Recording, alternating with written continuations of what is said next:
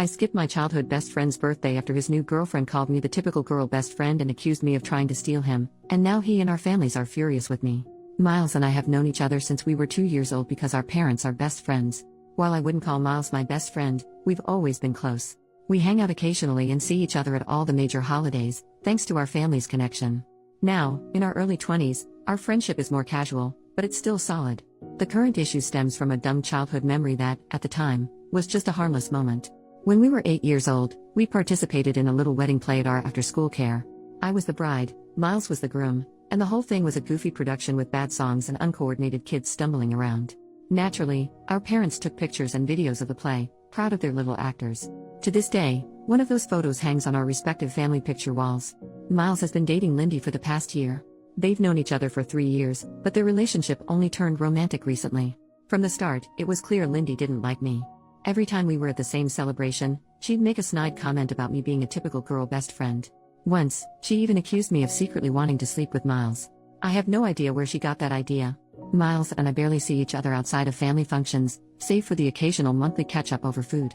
We're close, but our friend groups and schedules are completely separate. Things escalated after Lindy saw the wedding play picture. From then on, her comments became more frequent and pointed. She even started sending me direct messages on Instagram, saying things like, "I know what game you're playing." I was baffled. It wasn't a game, and I wasn't even sure what she thought I was doing. I tried talking to Miles about it. He told me to just give her time, which felt dismissive but also like the easiest option. Then came Miles' birthday party last Saturday. I was invited, of course, but Lindy decided to send me a message before the party. She wrote something along the lines of, "I'll be supervising you. This is our first birthday as a couple, and you're not going to take up his time." That was my breaking point. I talked to Miles again, hoping he'd step in or at least acknowledge how toxic this was becoming. But all he did was repeat the same advice, to give her time. I couldn't do it anymore. When the party started, I sent him a quick text apologizing and told him my mom would drop off his gift. I just couldn't face the tension anymore. Now, Miles is upset with me for skipping his birthday. Lindy claims I made the whole situation about myself, and my parents are disappointed I missed what they consider a family function. I haven't shown anyone Lindy's messages because I didn't want to blow things up or turn this into a bigger mess. She's a new part of Miles' life, and I didn't want to create drama that could make things harder for both of us. I thought talking to Miles would be the adult thing to do, but clearly, that hasn't worked. For the record, I have no idea why Lindy is jealous. Our families have never joked about me and Miles being together, nor have they ever pushed for that. In fact, I think they'd be against it if it were ever even suggested. The wedding play picture is only up on the walls because our parents thought it was a cute memory from our first school play. That's all it ever was.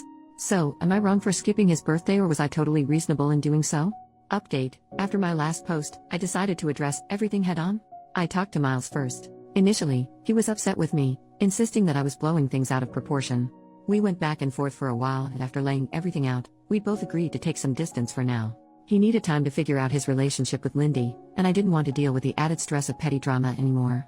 Next, I spoke to my parents and explained the situation in full.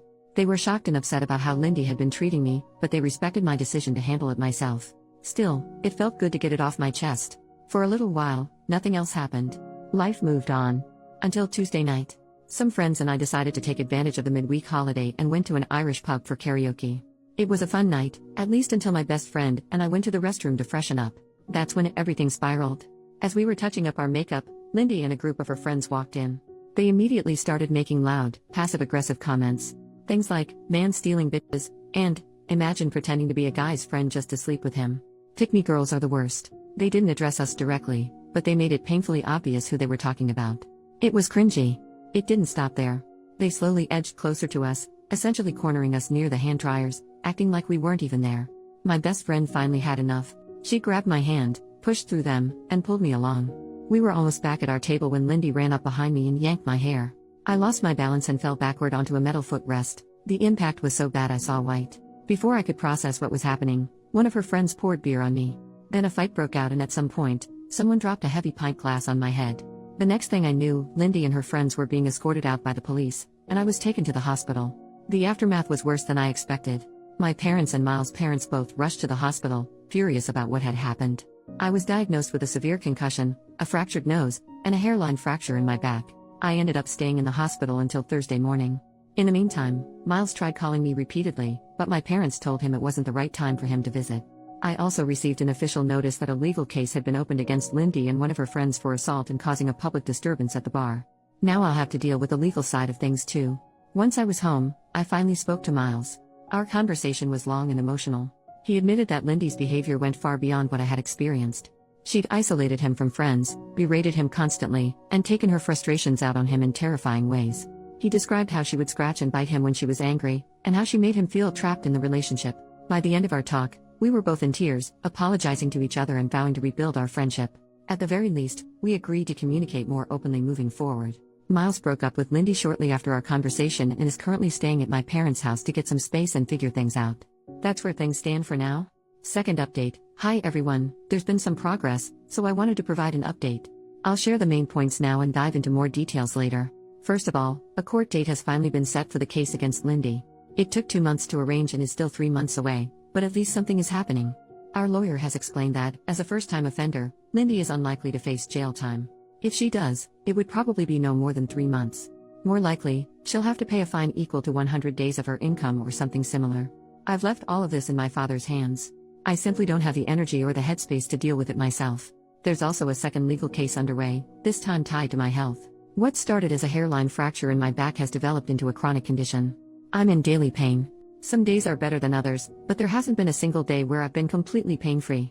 As a result, I've been unable to work. For now, my insurance is covering 75% of my former income, and my workplace is making up the difference. However, it's likely that I'll be let go soon, as I can't return to my job. Because of this, my insurance company has filed a claim against Lindy to recover my lost wages. Right now, I'm not in contact with Miles. While I initially tried to support him, the reality of being disabled because of his jealous ex-girlfriend has left me feeling bitter. I recognize that he was also a victim in all of this, but I can't help but blame him, at least in part, for what's happened to my life. I'm working through these feelings in therapy and trying to find ways to move forward. To cope, I've taken up some new hobbies and started writing more. I'm also exploring online classes and courses to keep myself engaged and motivated as much as one can in my shoes. One bright spot in all of this has been Miles' parents, who have been incredibly supportive. His mother in particular, has been a godsend. She's gone above and beyond to help me, volunteering to drive me everywhere I need to go. We've even become friends and went to see Deadpool and Wolverine together recently. As a stay-at-home wife, she has the time to offer, and her kindness has meant the world to me. Interestingly, one of Lindy's friends reached out through my lawyer, offering to testify against her. She also sent a letter apologizing for her role in everything. According to her, Lindy had convinced their friend group that I was bullying her and had even claimed that Miles cheated on her with me in the past. That revelation shed a lot of light on Lindy's behavior and the toxic bull crap she'd been spreading. That's where things stand for now. I'm doing my best to heal and move forward, but it's a slow and difficult process. Take care of yourselves, and always shield your back. New update. Hey everyone. So, here we are again, and honestly, I'm just exhausted. Things have progressed, but this whole ordeal feels like it will never end. The first court date came and went. It was my insurance company versus Lindy, and, no surprise, she lost. She's now responsible for most of my lost wages, which is some relief I guess. Thankfully, I didn't have to be there the entire time, because I've had enough of this circus. As for the criminal case, it's still up in the air whether it will even go to trial. My lawyer is handling it, and my dad's taken over the practical side of things because I've reached my limit.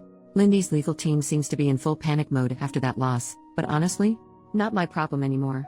More of Lindy's friends have come forward with testimonies, and it's been enlightening. Turns out, this isn't her first time pulling something like this. One girl shared how, back in high school, Lindy started a campaign of rumors because she was jealous of the girl sitting next to her boyfriend. It gets worse. Lindy literally sprinkled breadcrumbs on this girl's table to trigger her celiac disease. Yes, breadcrumbs.